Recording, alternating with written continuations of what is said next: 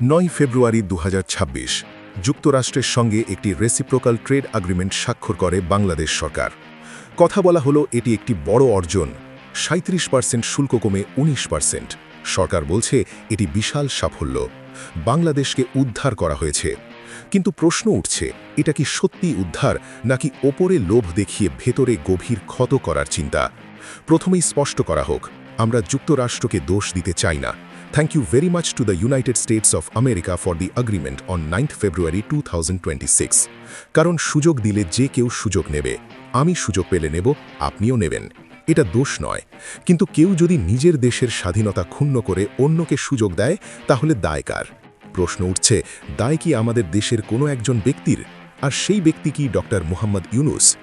চুক্তিতে বলা হয়েছে যুক্তরাষ্ট্র থেকে প্রায় 14টি বোয়িং প্যাসেঞ্জার বিমান কিনতে হবে। প্রশ্ন একটাই, কেন? বাংলাদেশ বিমান কি বিমান সংকটে? এই 14টি বিমান না হলে কি দেশ ডুবে যেত? যদি আর্থিকভাবে লাভজনক হতো তাহলে কথা ছিল, কিন্তু যদি এই বিনিয়োগ ক্ষতির কারণ হয়, যাত্রী কম, বিমান বেশি, বিমান পড়ে থাকবে, বরাদ্দ বাড়বে, ভর্তুকি বাড়বে। আর মনে রাখবেন, এই বিমান কেনা হবে ডলারে, বিলিয়ন বিলিয়ন ডলার বের হয়ে যাবে রিজার্ভ থেকে। এটা কি বিনিয়োগ নাকি আর্থিক ফাঁদ?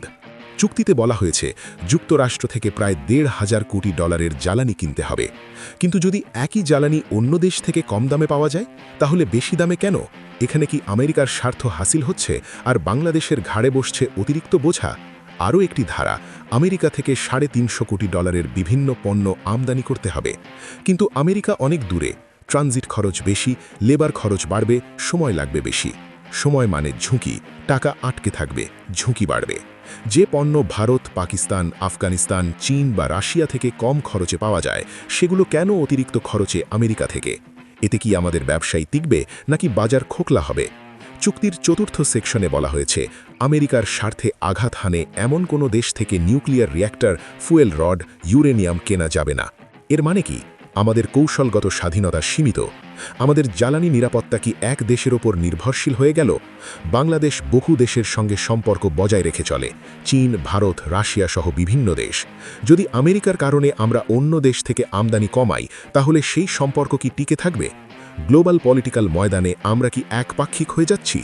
পঞ্চম ধারা বলছে, যদি আমেরিকার কোনো পণ্যের দাম পড়ে যায় অথবা বিক্রি কমে যায়, তাহলে অন্য দেশ থেকে সেই পণ্য আমদানি বা রপ্তানি করা যাবে না। ধরুন, পেঁয়াজ ভারত থেকে 30 টাকায় পাওয়া যায়, কিন্তু আমেরিকা থেকে 150 টাকায় কিনতে বাধ্য হতে হলো। তাহলে কৃষক বাঁচবে, ব্যবসায়ী বাঁচবে, নাকি সাধারণ মানুষ কাঁদবে? আরও একটি প্রশ্ন, 12 ফেব্রুয়ারি নির্বাচন, ঠিক তার 3 দিন আগে 9 ফেব্রুয়ারি এই চুক্তি। এই সময় নির্বাচন পূর্ব সিদ্ধান্ত কাকতলীয় নাকি কৌশল?